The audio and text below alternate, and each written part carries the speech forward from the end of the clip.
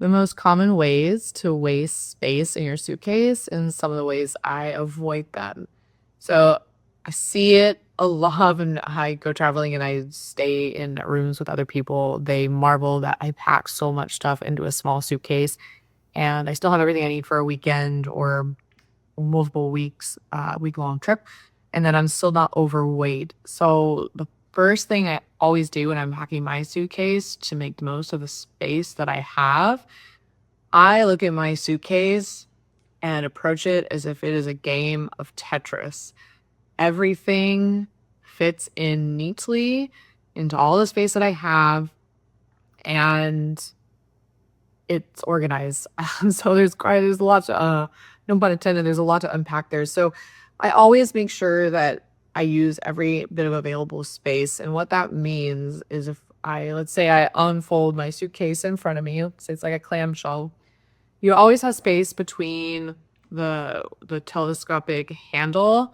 I lay as much as I can between those bars until it's level so then I can lay stuff flat on top of it. So I put things in there like leggings, other types of pants. I put flip-flops in between there. If I'm going on a dance weekend, I'll put say like a fan in between there. If I'm taking a tripod, I'll put my tripod in there. Just anything that I know is about that height of the telescoping handle. I fill that space and I pad that space, which is another good point. A lot of times I initially will put my leggings and my pants in that space. And that's to help pad my suitcase. So that way, if it does have to go into the plane or is it being knocked around under a bus or in the back of a car, everything else I pack in there has a little bit of cushion.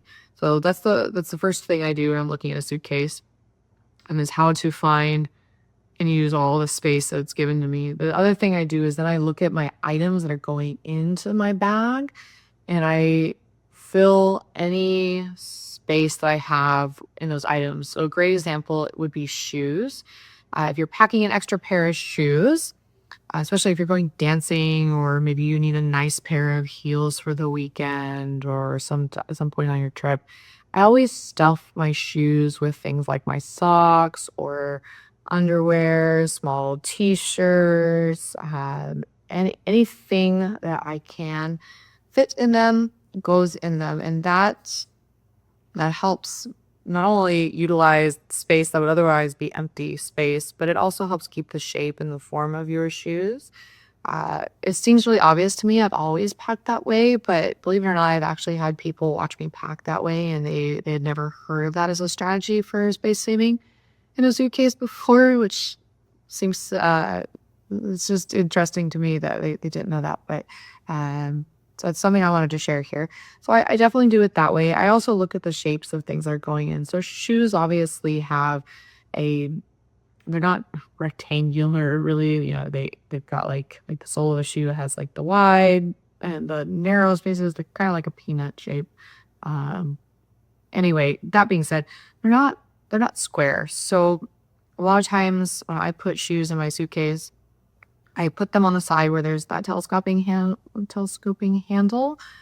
So that way they can those edges can kind of lay down around those handles. And you're probably thinking, okay, we've already filled that space with your leggings here, the soft material. And yes, I have, but that stuff is squishy. It gives, and it just helps things fit there. So that way, when you fold your suitcase or you zip up half of it, it's a lot more level, and then things just kind of go together really well. So that's the first thing I do. I really do look at it as a game of Tetris and how am I going to fit everything in there, every bit of space.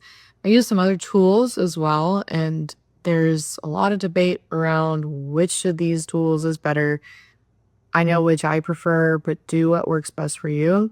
And those two tools I'm talking about are your travel cubes, specifically compression travel cubes, or your rolling compression bags. And some people will take the compression bags they come with like a small little pump that can pull the air out of them. And I personally have never traveled with them. Some friends have, and they really like those. I've always done the roll bags.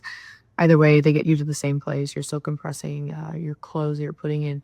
So I very much use those tools when I'm traveling, and it depends on what I'm doing. If it's a quick weekend trip, I usually will use a packing cube because I'm not super worried about it.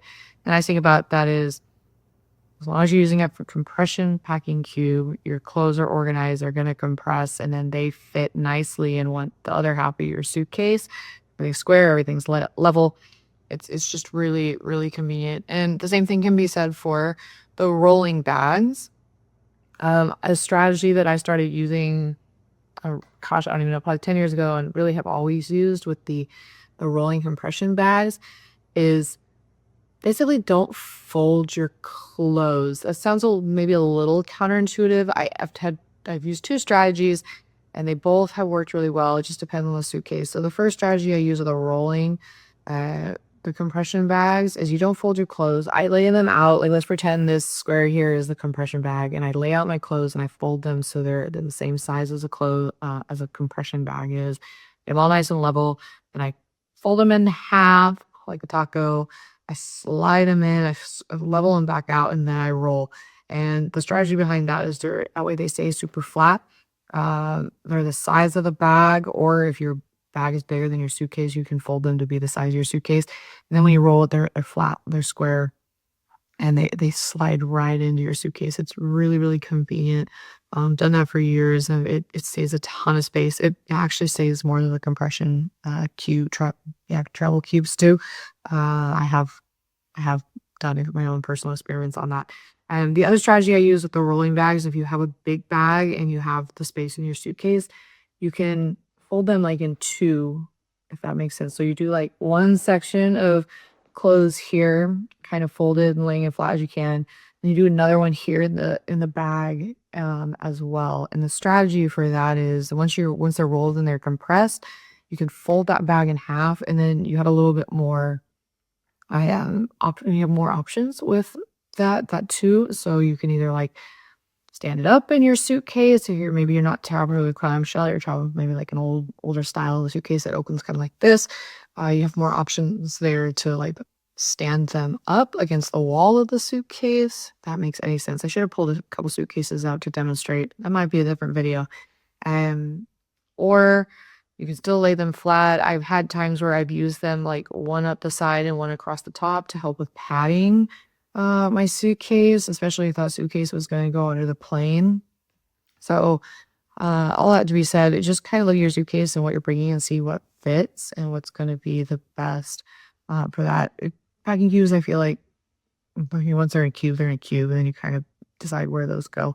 But once I've done that and I've got everything kinda together, there's always gonna be some odds and ends that need to go in your suitcase still, and this can be the same for backpacks, by the way. I'm talking about suitcases, but, you can pack a backpack in a very similar way.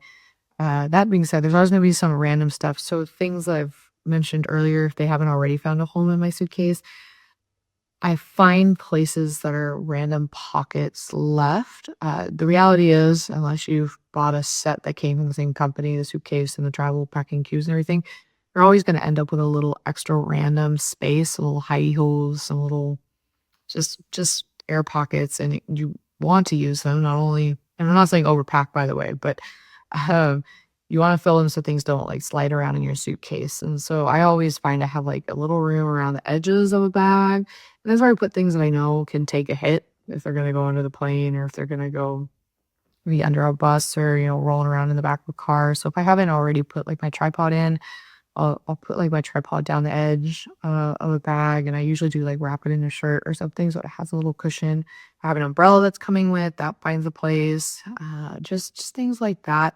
If I know there's things that I might want to have access to once I do get on the road, whether it's road or the rails or the sky, whichever transport I'm taking, I leave those kind of accessible in there as well. So it's just filling all those pockets. And at this point, you should be able to like fold your suitcase closed, and it shouldn't, it shouldn't like you shouldn't have to sit on it. Let's put it that way. It should all fit there nicely. Nothing should be sliding around, and it shouldn't be overpacked and overweight as well. I have another video to talk about how I avoid overpacking. And the last strategy I use is if I'm going somewhere cold, for example, and I'm taking like a puffy coat. The puffy coat I fold nicely and then I put in between the two halves and I shut it. Puffy coats get really, really small. They do fold in their own pockets, which is great. But I've always found that they seem to pack a little bit better if you just kind of fold them in half and they fit right in between the two halves of your suitcase.